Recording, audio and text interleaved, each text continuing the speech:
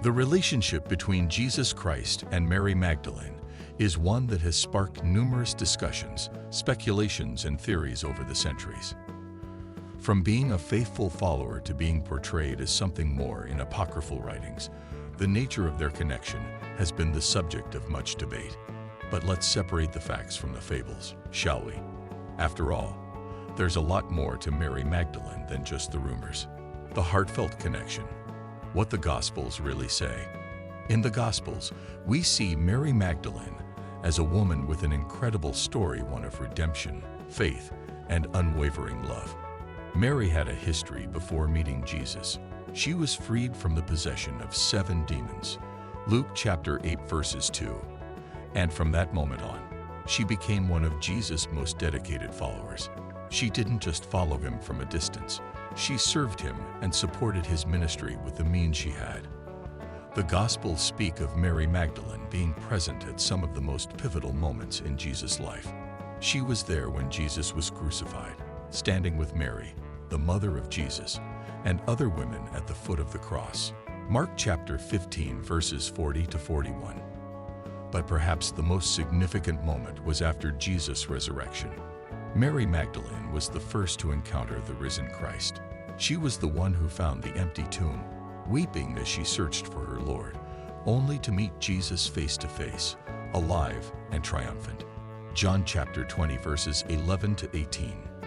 Now, if this sounds like the stuff of legends, it's because it is, but it's also very real and deeply profound.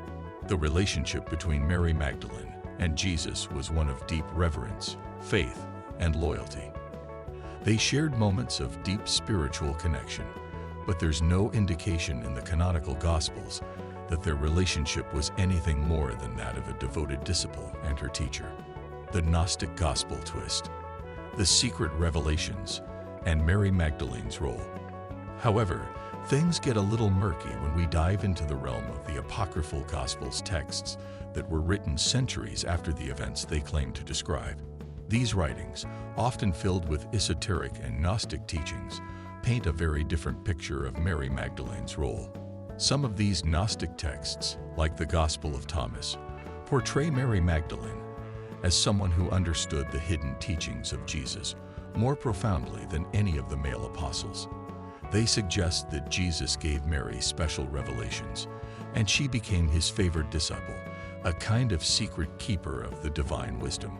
This has led to the popular but unfounded claim that Mary Magdalene was not only Jesus' closest confidant, but also his wife. Let's take a moment to examine this. Gnostic writings were not meant to be historical records. Instead, they were spiritual teachings that used biblical figures and events as metaphors to explain deeper philosophical ideas. The Gospel of Thomas, for example, is more about mystical knowledge than it is about historical fact. When it speaks of Mary Magdalene's close relationship with Jesus, it's not referring to a romantic connection, but rather to a deep, spiritual bond, a connection that transcends the material world.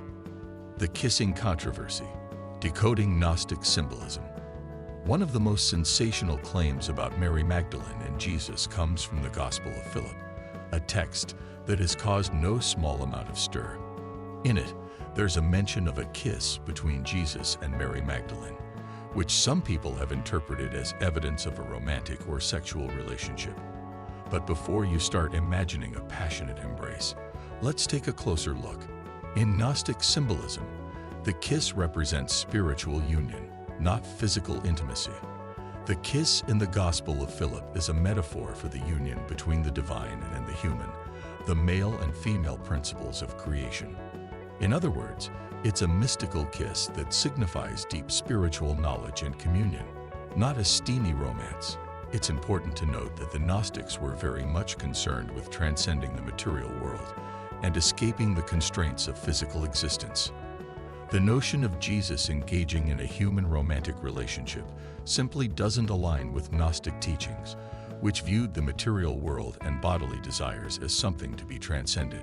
So, any idea of a sexual relationship between Jesus and Mary Magdalene, based on these writings, is not only historically unfounded, but also goes against the very philosophical tenets of Gnosticism. The Church's stance, from veneration to misunderstanding.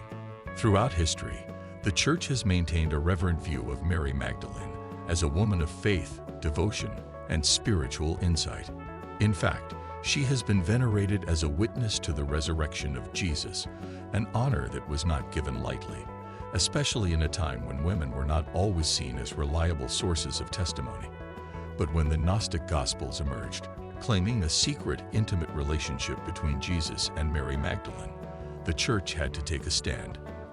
The teachings of these apocryphal texts were not accepted because they did not align with the core beliefs of Christianity as outlined in the canonical Gospels. The Gnostics' portrayal of Mary Magdalene as a spiritual leader with special revelations was seen as a challenge to the apostolic authority, and the Church rejected it. The opposition that Mary Magdalene faced in these writings, especially from male apostles, like Peter, reflects a deeper ideological battle between different schools of thought. While the Gnostic texts placed Mary at the center of their spiritual narrative, the Orthodox Christian view emphasized the authority of the apostles and the historical teachings of Jesus as recorded in the canonical Gospels. The tension between these two views has led to centuries of debate, but it's crucial to remember that these Gnostic writings are not historical records, but rather theological reflections of their time, the Gnostic myth and modern-day misinterpretations. So, why do these Gnostic myths continue to resurface even today? The answer lies in the intrigue that surrounds them. These writings paint a picture of Jesus and Mary Magdalene as co-conspirators in some kind of divine, secret mission. They suggest that the Church, in its effort to maintain power, has suppressed the true nature of their relationship. And while this narrative might sound compelling to some, it's important to remember that it is just that, a narrative, not a historical fact. No serious scholar of ancient Christianity takes these Gnostic texts as evidence of a sexual relationship between Jesus and Mary Magdalene. In fact, most of these texts are filled with dualistic philosophies that do not align with the teachings of the canonical Gospels. The Gnostics were not concerned with historical accuracy, but with expressing mystical and spiritual ideas about the nature of the universe, the soul, and the divine. A relationship of faith and love, not romance. The relationship between Jesus and Mary Magdalene, as described in the canonical Gospels, was one of profound spiritual connection. Mary Magdalene was a devoted disciple, a woman who had been healed by Jesus and who followed him with unwavering faith. She was there in his darkest hour, and she was the first to witness his resurrection, a powerful testament to her importance in the early Christian story. The apocryphal and Gnostic writings that suggest a romantic or sexual relationship between Jesus and Mary Magdalene are rooted in myths and spiritual teachings, not in historical fact. While these writings can be interesting to explore, they should not be confused with the true nature of the relationship between Jesus and Mary Magdalene, which was one of discipleship, devotion, and love for the divine. Well, there you have it, folks. The truth about Jesus and Mary Magdalene. No secret wedding plans involved. Just faith, love, and a lot of confusion over the centuries. If you enjoyed the myth busting, don't forget to hit that like button, because, let's face it, who doesn't love a good plot twist? And if you're new here, subscribe for more deep dives into history and a whole lot of fun.